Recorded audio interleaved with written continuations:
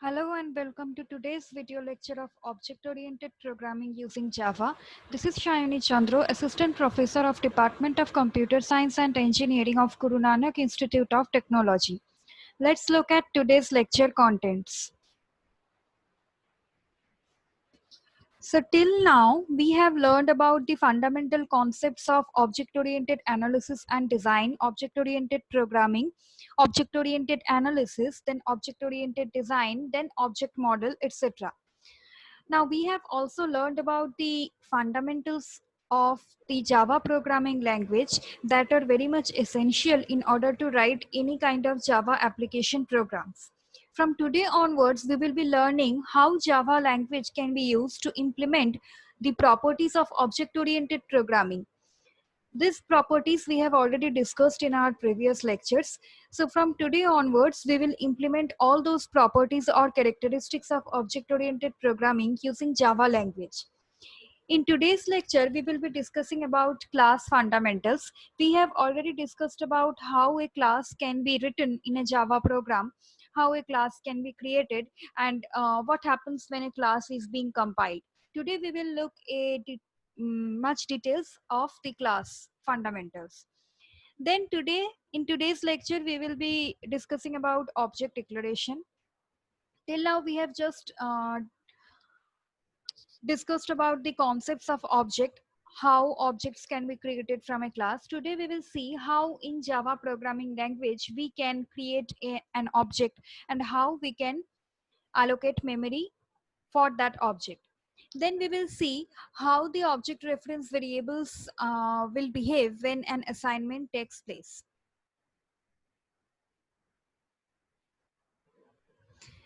So in case of a class, if you want to construct a class, you have to know what are the general forms of any class that you can write in a Java program.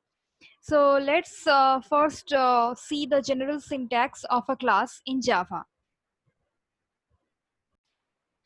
This is how the general syntax of a class looks like. As you can see here that this class keyword is used to define a class. This is the class name. You can give any name of your choice to a class. This brace marks the opening of the class. So whatever we will write inside this opening and closing braces, which is the class block, will be there inside the class. Now, these are the variable names that we are declaring inside a class. We have already discussed about different types of variables in Java, where you have learned about the instance variable in Java. So these are the instance variables that we are declaring inside a class. We know that the variables that are being declared inside a class directly are known as instance variables. So these are the instance variables that we will declare directly under a class. These are the names of the variables. You can give any names.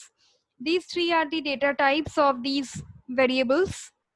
So this type refers to the var name1, which is a particular variable, has a particular data type. The same goes for the second variable and for the third variable. And this will go on. You will declare variables like this inside a class, and these are the methods that we can see. You have already learned about the concepts of functions in C or C++ languages. Those concepts are also applied in case of Java languages. Whatever you have learned about functions in C or C++ languages are known as methods in Java. The concept is exactly same, just the name is different. There you used to call it function, and here you will be calling it method. So every method has a name. After that, an opening and closing parenthesis are there. And this type refers to the return type of this method. Inside this brace, which is the method block, we can say, inside this method block, we will write down the body of the method. That means the code that are contained in the method will be written inside this method block. This is second method. You can define many methods like this as per your requirement. This is the end of method 2, and this is the end of class. Normally, while doing Java application programming, we will see that the variables or the instance variables that are being declared here are being manipulated or operated on inside this code of these methods. So the codes that we will write inside these methods will actually operate on these variables. Obviously, there are some variations also. These methods can work on some other variables, or they can do some other manipulations also. But in general, it happens like this, that these codes that are contained within the method bodies work on these instance variables that we will declare here directly under the class. Now let's look at how a general class can look like. So let's take an example of a class. So here I have taken an example class where you can see that A is the class name. You can give any name of your choice. And there are three variables, three instance variables that I have declared inside the scope of the class, which are A, B, C. I have taken the data types of all the variables as int. You can give any other primitive data types also that you have already learned, which are available in Java. Say like you can declare an instance variable as integer type, another instance variable as floating point type, and another instance variable of boolean type. And this thing you will do as per your requirement, as per the programming requirement. This is just an example class that I have written here. Now let's see how can we create objects from a class and how those objects are used in order to access the variables of a particular class from other classes. Here we can see that I have written a statement which is the statement of object creation. So let me explain this statement first. Here we can see that we want to create an object of this class, which is the class A, inside which we have declared three instance variables A, B, C.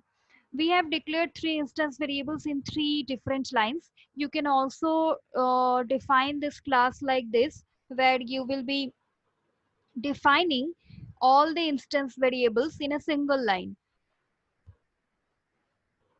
This kind of variable declaration you have already learned in C or C++ languages, that we can declare like this in three different statements. We can also declare like this in a single statement. So these two classes are same. Now we want to declare an object. We want to create an object of this class. So how can we do that? We can do that using this statement. The first one is the class name of which we want to create the object. So basically we want to create the object of this class A. So this first part will contain the class name. So A is the class name of which we want to create an object. This OB is the object name. This OB is the object name. After that, the new operator has been used. We have already discussed about this new operator while discussing about array. So from today's class, you will be using this new operator more and more whenever you will be creating objects of a particular class. So this new operator, as we have already discussed, that this new operator will dynamically allocate memory, because there is no static memory allocation in Java. So all kind of memory allocation will be dynamic in nature, and this new operator will be used to do that dynamic memory allocation. So here also, if you want to create an object of a particular class, you have to create some memory. You have to allocate some memory for that object, where the object will actually or physically reside. So to do that, we will use this new memory, new operator that will do that memory allocation for this object. So basically this new operator is used to do the memory allocation for object. More specifically, dynamic memory allocation.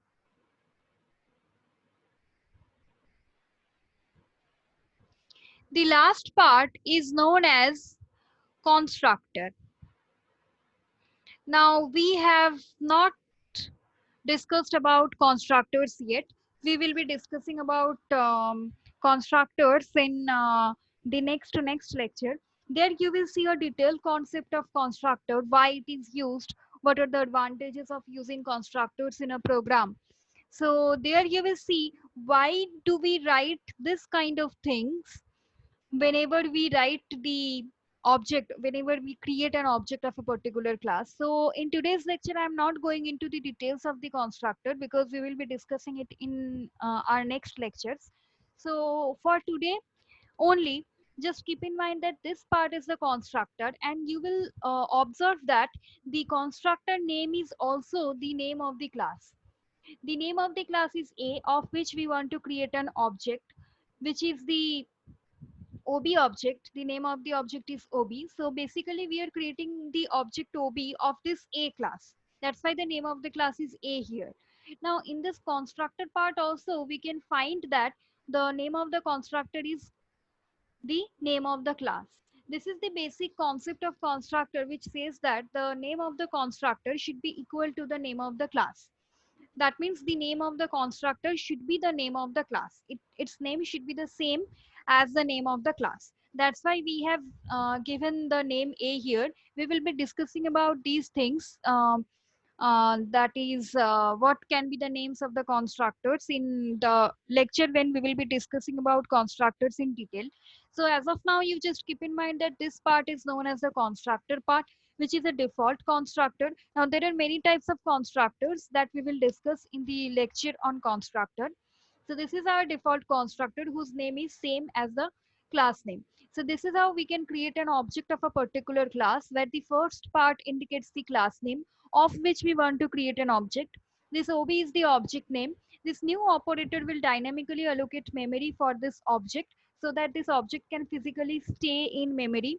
And this last part is the constructor. In our program, this is the default constructor, and the name of the constructor should be equal to the class name.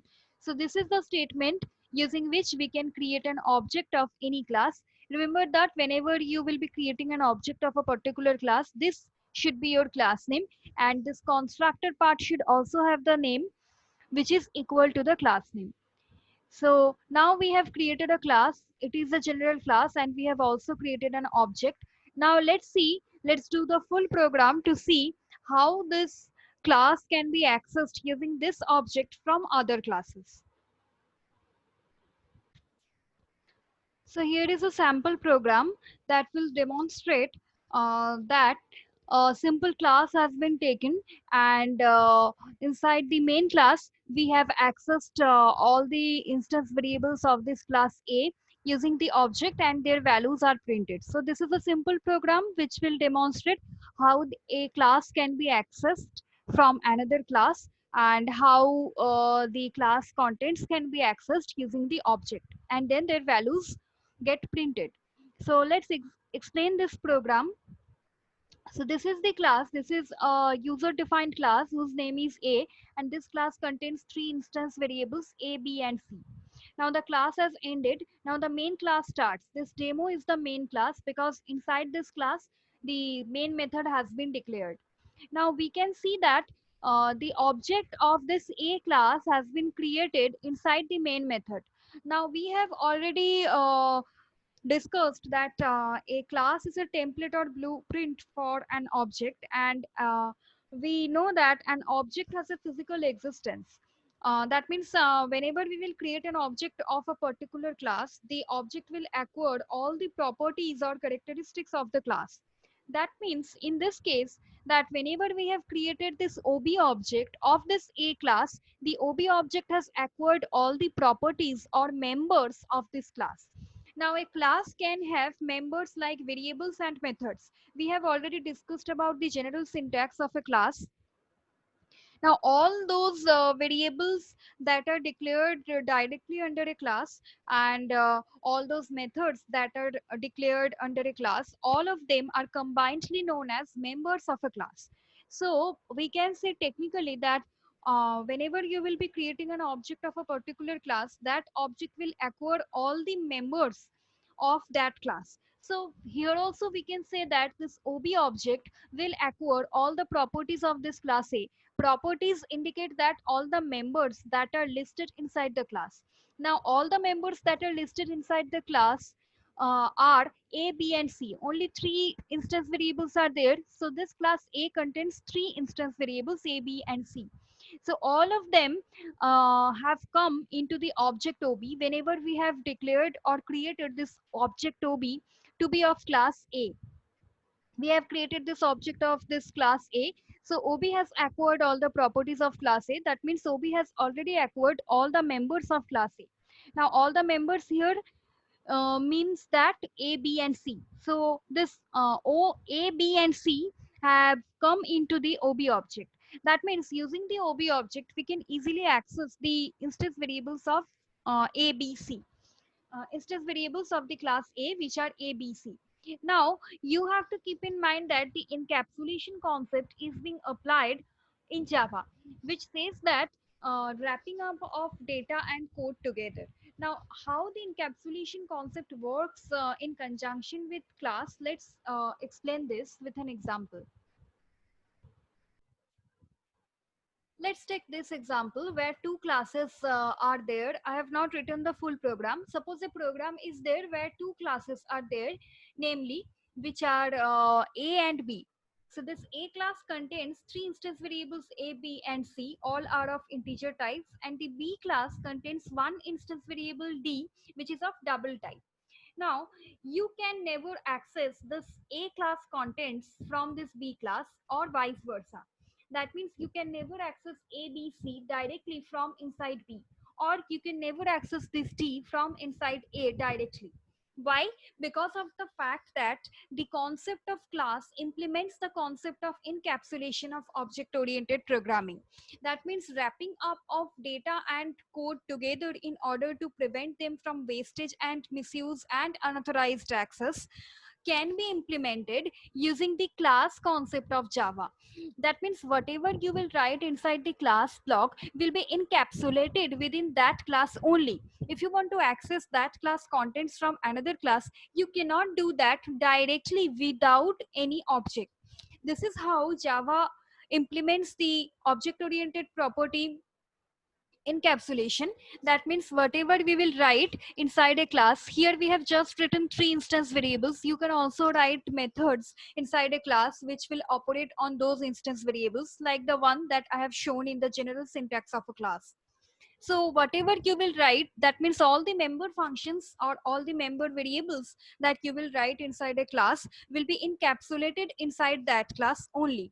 That means whenever you want to access those things from another class, you cannot do it directly without the access of object. So this is how encapsulation property is being incorporated in Java language. Now let's go back to the problem, to the program, to see how encapsulation is working there. Here also the same concept of encapsulation is being applied. That means the instance variables A, B, C are encapsulated within the class A. Whenever you will come out from the class A, due to the concept of encapsulation, you cannot use these instance variables A, B, C directly without using any object. Because encapsulation is there, these variables, or if you define any methods under the class A, they also will be encapsulated inside that class in order to prevent misuse or unauthorized access. So this is how the encapsulation concept is incorporated in Java. So whenever we want to access these three variables from the demo class, because the class is being changed, we are not currently in the A class, we are currently in the demo class where the main method is there, and from there you want to access the three instance variables A, B, C of class A. So you cannot do this due to the concept of encapsulation, due to the property of encapsulation that has already been incorporated. And still, if you want to access those three variables, you have to do it using object. Object is the only way how we can access the three instance variables of this A class. So that's why we have created this object here. So basically here the object is needed in order to access these variables from here. That means the variables of A class from inside the main method of this demo class. So let's see now how we can access these instance variables here and how we can put values into them. In order to access these instance variables, we have to use the object of this class. That means the instance variables are of a class, and the object should also be of that particular a class, and then only using that object we can access those instance variables. That's what we have done here. The object is created of this a class. So this object ob is of the a class, and the instance variables are also of this a class. So using this object we can easily access these three variables. Now, in order to access an instance variable of a particular class from another class, the syntax looks like this. The syntax looks like this, where we will first write down the object name. Then after that, a dot operator will be used. This is the dot operator that you have already learned in structures in C language. This dot operator is used in order to write down the variable name just after the object name. That means the syntax is the object name of that class, dot operator, then the variable name of that class, then after that an assignment operator which is equal to a single equal to, and after that the value that you want to assign into this variable. So this is the general syntax of how you can access a particular variable of a class from another class using the object of that class. So let's go back to the program to see how this syntax is implemented there. Here also we can see that the object name is first written, which is OB, then the dot operator is used. After that, the instance variable A that we want to access is written. After that, assignment operator, then the value 10 is written. That means the 10 value will be assigned into the instance variable A. In the next statement, we have assigned the value 20 into the instance variable B in the same way. And in the next statement, we have assigned the value 30 into the instance variable C in the same way. So this is how we will access the instance variables, and then we will be putting these values into these three variables respectively. After that, we have used a system.out.println statement, and inside that statement, we have just printed the values of these three variables. Remember that here also you were within the demo class and you want to access these three variables which are of A class. So here also you have to use the object in order to access these variables. And if you write it like this, then these three variables values will be printed on screen. So let's compile and execute the program to see how this works. As I just explained, the values of these three variables are printed with a space in between, because I have printed the space in the system.out.println statement. So here are the three values of the three variables A, B, C respectively, 10, 20 and 30. In our program, these two classes were there, class A and class demo. Class A was a normal class and class demo was the main class. As I have told you already that it is a better approach to save the program using the demo class name. Using the main class name. So as the demo class contains the main method, so I have saved the program using the demo class name. And after that we have written the extension demo.java. As here you can see that the file name is demo.java. So you can also give any other name to the program, but that will create confusion while compiling and executing the program. So I have told you to do it like this, but you can also do it like your own choice. You can also save it using some other name, but in that case you have to keep in mind the compilation and execution statement. So whenever you will compile this program which contains two classes A and demo, you will find out that two dot class files are created. I have already told you about the dot class file and the bytecode and JVM concept in Java, and then I have discussed the concept that uh, mm, the dot class files will be created for all the classes of a program. If a program contains 10 classes, then the 10 dot class files will be created, each of which will be for a particular class. So when you will be compiling this program, you will find out that two dot class files have been created. One is with the name of the A class and the extension will be dot class. So the file name will be A dot class, and another dot class file will be for the main class demo. So in that case, the file name will be demo dot class. So for this program, two dot class files will be created, A dot class and demo dot class. If your program contains some other classes, then you will find out that after compilation, dot class files have been created for those classes also. So if your program contains n number of classes, then n number of dot class files will be created, each for each class. Here is another example program where we have taken two objects. The same program we have written using two objects, and we have passed two different sets of values using the two objects. Now here a confusion may arise that we are passing the values, two different sets of values using two different objects, but to the same instance variables of class A. Then how can they give you two different outputs? Why the values we are passing next are not overwriting the values that we have passed previously? This confusion may arise, but let me tell you that no overwriting values will take place. So let's explain this program, and let's explain how this program will work.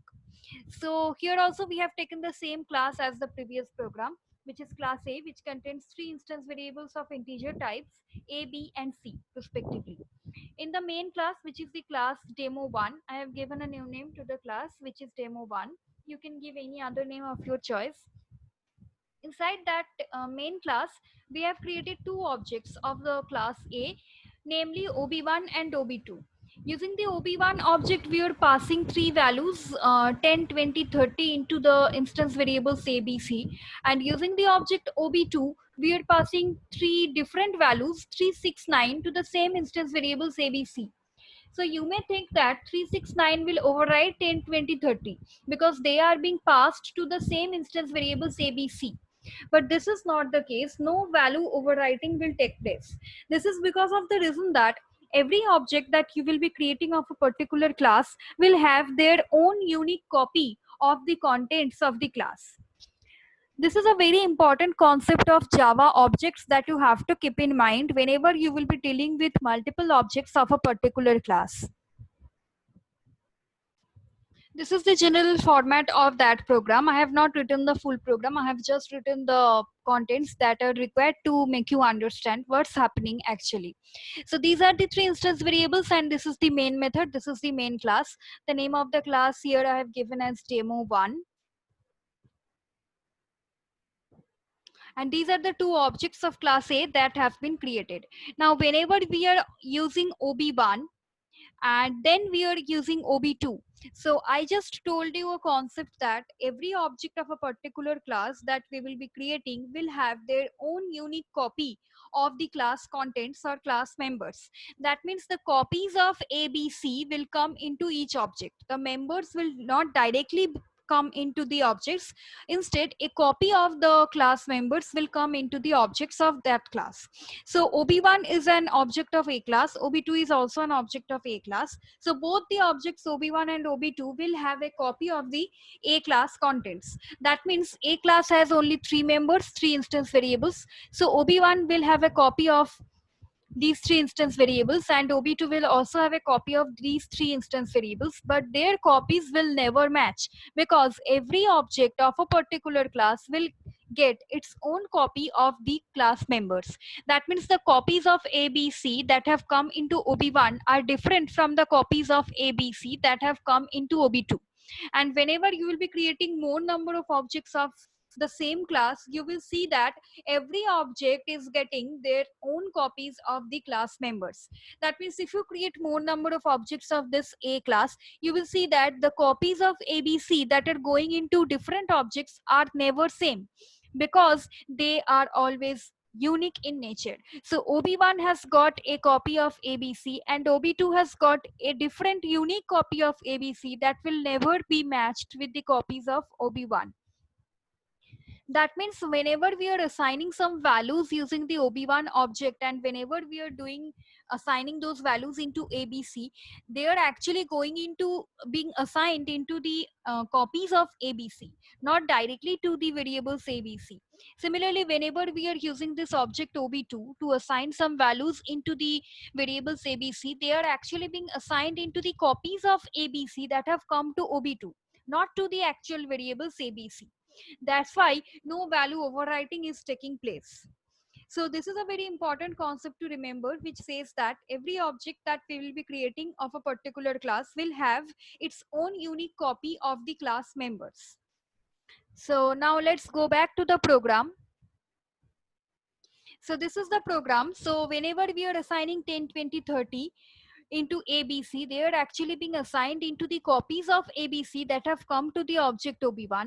And then whenever we are assigning 369 into ABC, they are actually being assigned into the copies of ABC that have come to OB2. So they will never get overwritten.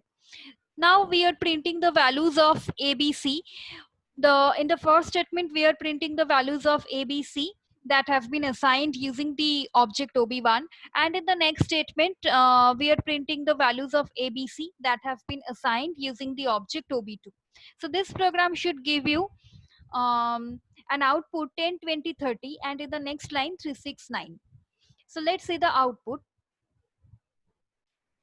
As I just discussed, in the first statement, we can see the output 10, 20, 30. These are the values that have been passed to the instance variables ABC using the object OB1.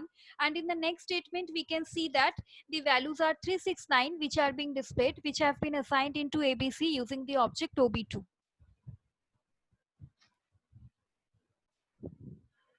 In today's lecture till now, we have discussed about how a class can be created in a program, and we have also seen some example programs using class and object. Then we have seen how to declare objects and what happens when we will declare multiple objects. Now let's see what happens when an object declaration takes place in memory. So let's look into the object declaration statement more closely, and let's see the working principle of new operator in more detail. This is the object declaration statement that we have learned in the first program of today's lecture. Now let's discuss this object declaration statement in detail. This statement can be written in two ways. That means this statement can be written by dividing it into two statements. The first statement is this one, where we will be declaring the object variable. Now you have already learned about the declaration of a normal variable of a primitive type like this. So you can compare this declaration with this declaration. Then you may think that this a is a variable, it is an integer variable, so we can also think of this ob to be a variable. This type of variable is known as reference variable. This is a special type of variable which can only hold objects of a particular class. So today you have learned about a new type of variable which is known as reference variables. We have already discussed about three types of variables, which are instance variables, class or static variables, and local variables. Today we are discussing about reference variables. Reference variables are those which can only hold objects of a particular type. Now, if we explain this statement, the explanation should sound like this a is a variable of integer type. That means this a variable can only hold integers. Now, if we compare this statement with this statement, we can say like ob is a reference variable which can only hold objects. Now, object of which type? This variable is of integer type. This variable can only hold integer data. Then this ob reference variable should be of this a type. Now, what is this A? This A is the class name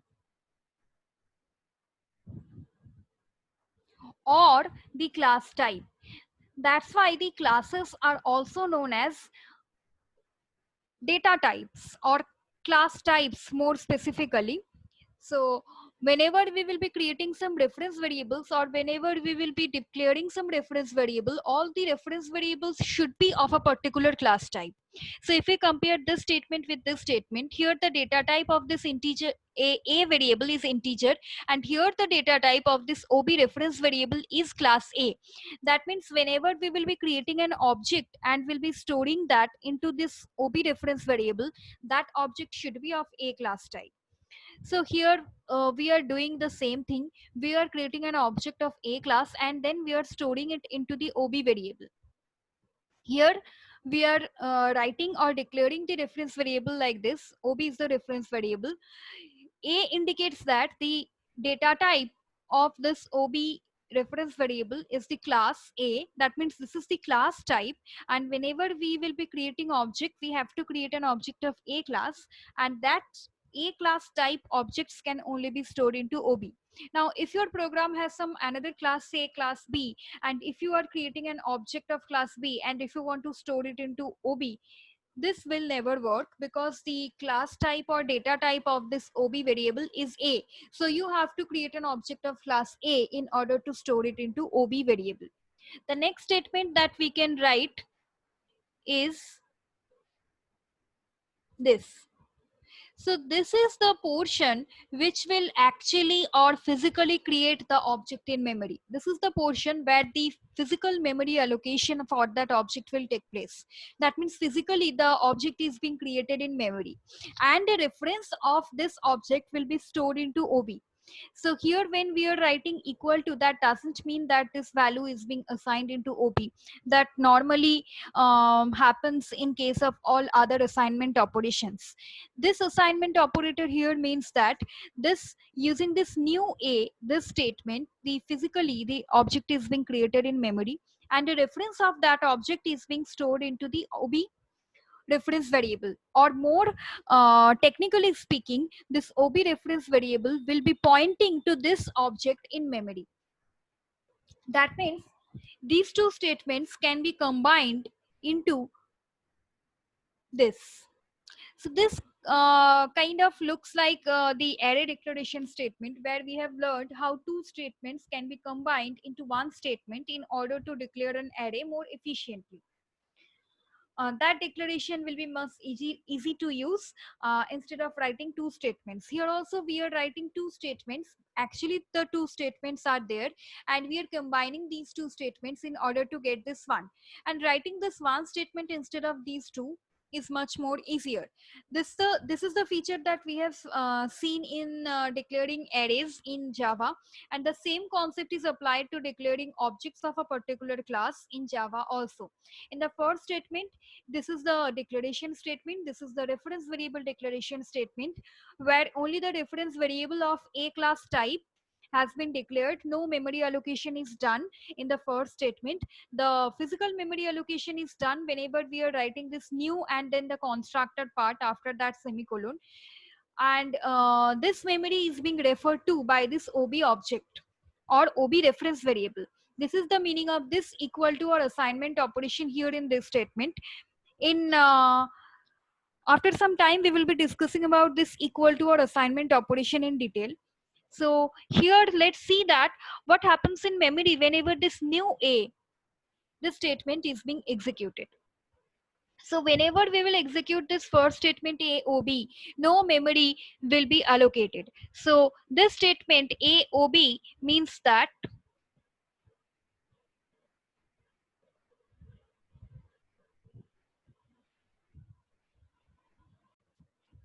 this means that actually nothing is being happened in memory, just the object reference variable has been created and there is no memory allocation done. Now when the next statement is being executed, that means this statement when it is being executed, the physically the memory allocation is being done. Now we have already shown you that inside the A class we have declared three instance variables ABC. So the memory allocation should be done for all these three instance variables ABC. So this is how the memory will be allocated. And as we have already discussed when discussing about JVM architecture, that whenever we will allocate memory for objects in Java, the memory allocation will be done in heap. So this is how the memory allocation is done in heap. Here we can see that the memory is being allocated for A first, then B first, and then C first. This is not the ordering that should be followed always.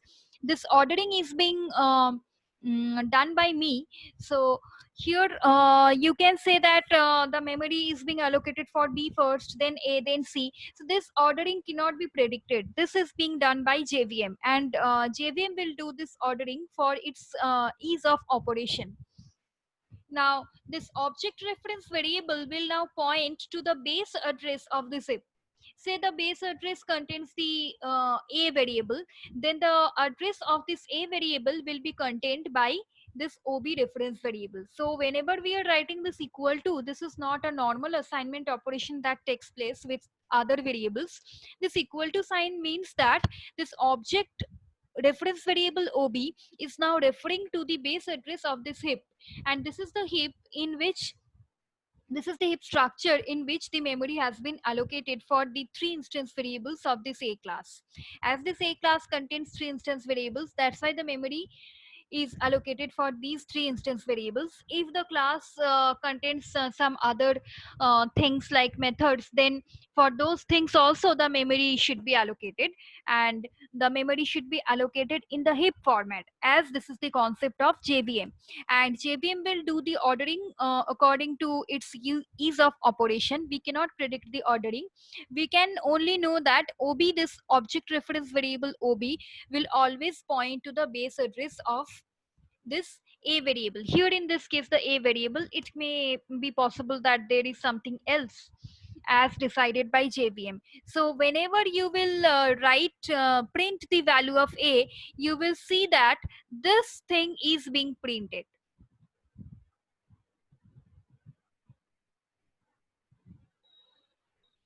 This A is the class name.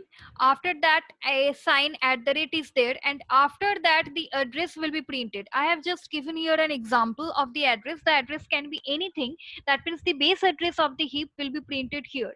First it will show you the object, that means the object of which class has been created, but in our case we have created the object OB of this A class. That's why I have written A here. If you are creating an object of some other class and then you are printing the value of that object, then that particular class name will be shown here. After that, this at the rate will be shown, and after that the base address of the heap that has been allocated in memory will be shown here. So this is the value of the object reference variable.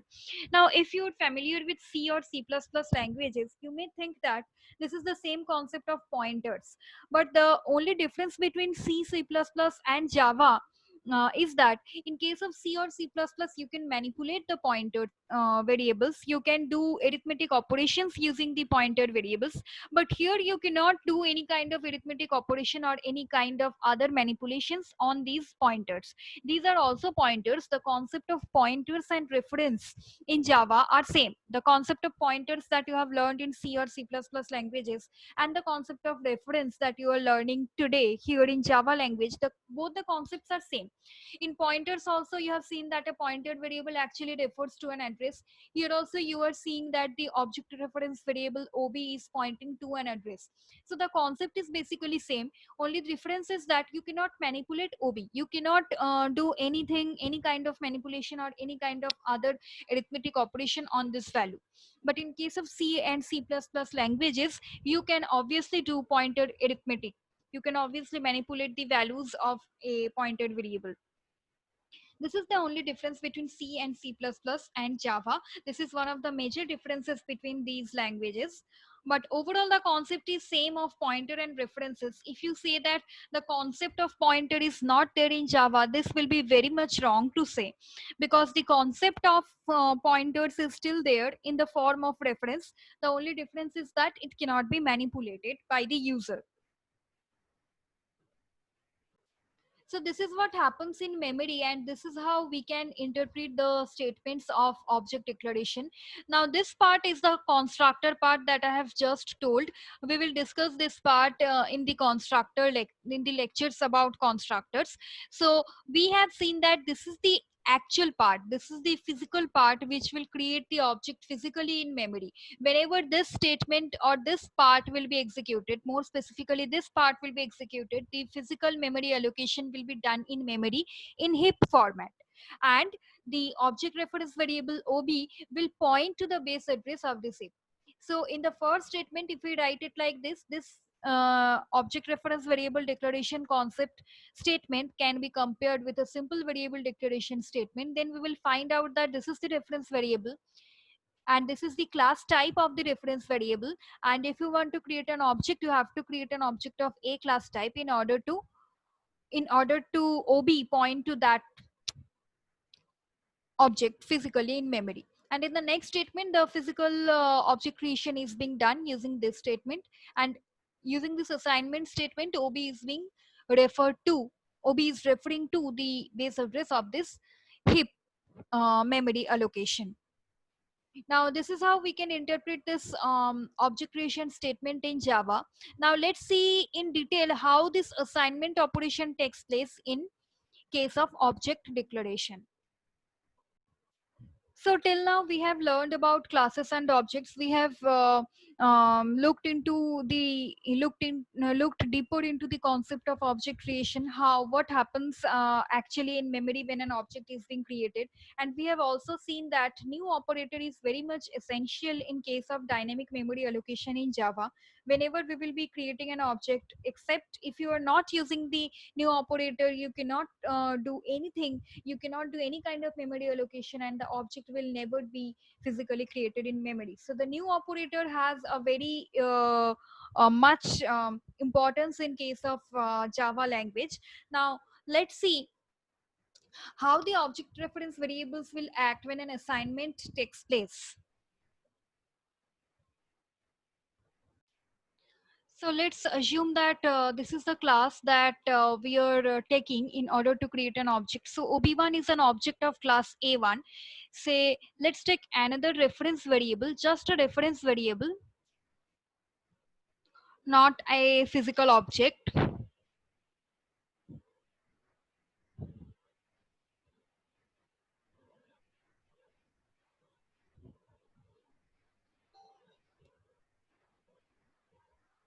Like this. So let's assume that OB2 is a reference variable. This OB2 this is a simple reference variable, and OB1 is also a reference variable which will point to the object physically in memory. So let's draw the memory allocation of that object. Let's assume that this is the memory allocation for that object. That means OB1 is now pointing to the base address of this object. So basically OB1 is pointing to this object. Now whenever you are writing OB2, OB2 is a reference variable of this A class. Now suppose we are writing OB2 equal to OB1.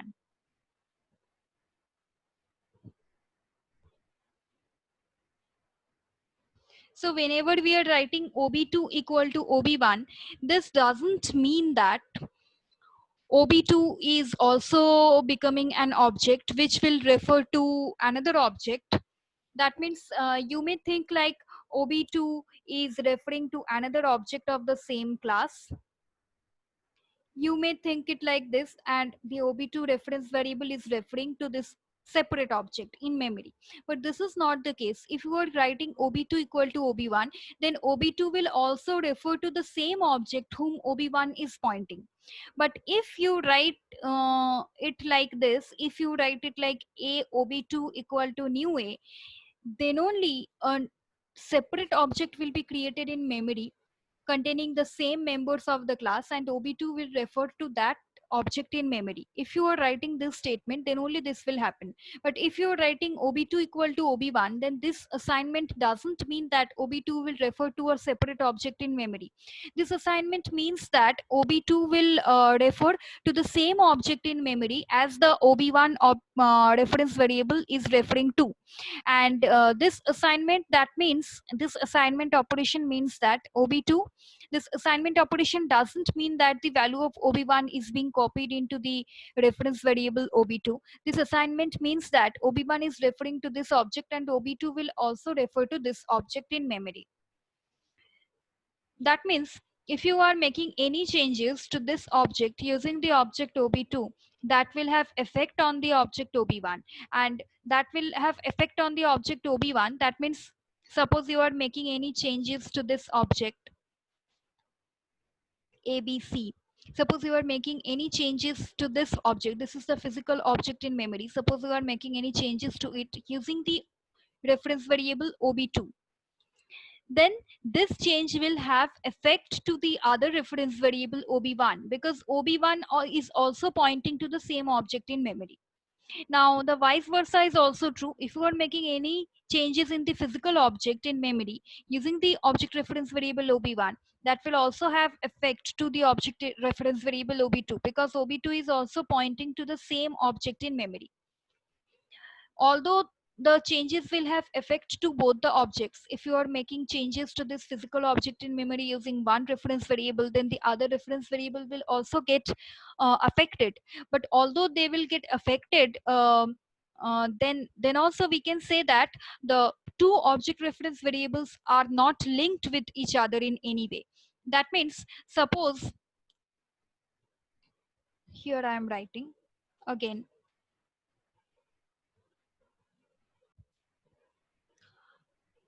So here I have written the same thing, the same code again. This is the OB1 object. Here the object has been physically created into memory, and this is the object reference variable, another object reference variable OB2 that we have taken of this same class type, and OB1. Then after that, the assignment operation is being done, and after that OB1 has been written. That means OB2 will point to the same object whom OB1 is pointing. After some time we have set OB1 as null. That means OB1 is not pointing to this object anymore. If we have assigned the null value into OB1, that means OB1 is not pointing to this object anymore. But then also OB2 will still point to this object, and the vice versa is also true. If we are making this OB2 to be null, say we are making this OB2 to be null using this statement, instead of making OB1 null, we are making OB2 null. That means this reference will not be there. OB2 will not point into the this object in memory, but OB1 will still point to this object. That means although if you are making any changes to this object in memory is affecting the reference variables, but they are not linked in any with each other. That means if you are making one object null, another object will not get affected. The other object will still point to the same object in memory. So this is how this assignment takes place. This is actually not assignment, this is a different concept which says that the other reference variable will also point to the same object in memory. But if you are writing this statement, say this statement, then only a new object will be created physically in memory, and OB2 will point to the base address of that object in memory. If you are writing this statement, then only this will happen. If you are writing this assignment statement like this, then this will not happen. Only this will happen. So this is how the object reference variables will act whenever an assignment takes place. In today's lectures we have discussed about how you can create a class in memory, how you can create an object of a particular class, how the encapsulation property of object oriented programming is being implemented in Java using the concept of class. Then you have also looked deeper into the object creation in memory and the working of new operator. Then you have seen that how the object reference variables will act when an assignment takes place. In the next lecture we will be learning about how the methods can be written inside a class in case of Java programming. Thank you for listening to today's lecture. See you in the next lecture.